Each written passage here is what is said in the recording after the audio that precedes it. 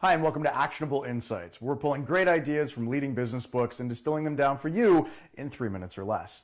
This week, we're talking about Dan Pink's Drive, a brilliant book on what motivates us both professionally and personally. And we're going to talk about how, as a leader, you can apply these ideas with your team. So let's get started. First thing Dan talks about in Drive is about heuristic tasks. He talks about how in our workplace, the type of work that we do, for the most part, has moved from being algorithmic-based tasks, or those that are repetitive and easy to define on paper, think flipping a burger at McDonald's, versus heuristic tasks, where we actually need to think. There is no training manual necessarily for how to handle certain situations. He talks about how this is a rise, particularly in North America, over the last 20 or 30 years, where many more of us are engaged in heuristic type of activities. So that's what we're going to be talking about today, is heuristic tasks. Now, here's the interesting thing, is that traditionally in the corporate world, we've relied on the carrot and the stick principles of motivation. That is, give a reward for the right behavior or penalize the wrong behavior. Now, as Dan points out in Drive, this is fantastic when you have predominantly algorithmic tasks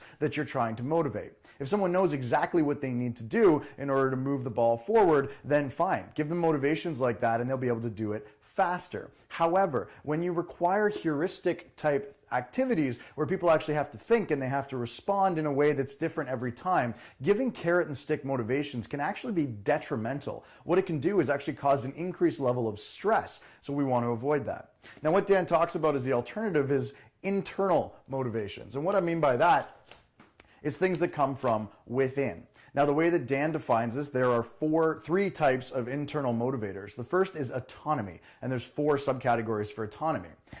By autonomy, we mean how much freedom do your employees have in the work that they do? And the 4 categories that you can be autonomous in, he calls the 4 T's, or time, as in when I do this task, the task itself, what is it that I'm working on, the technique that I use to complete that task, and finally the team, the people that I choose to work with.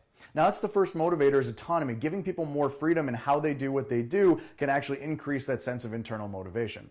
The second category is purpose, and this is connecting to a deeper meaning. Yes, you want a certain activity or a certain objective completed, but do the people that are responsible for executing on that know why this is important to the organization, to you personally as a leader? Giving them an opportunity to connect with a larger purpose gives them that internal drive, that motivation to complete things with excellence and on time. And finally, the last category of internal motivators is mastery. Mastery is about getting really, really good at something, taking pride in being excellent at the tasks that they complete. So these are the 3 types of internal motivators: autonomy, purpose, and mastery. The book we've been talking about is Drive. Until next time, I'm Chris Taylor, and these are your Actionable Insights.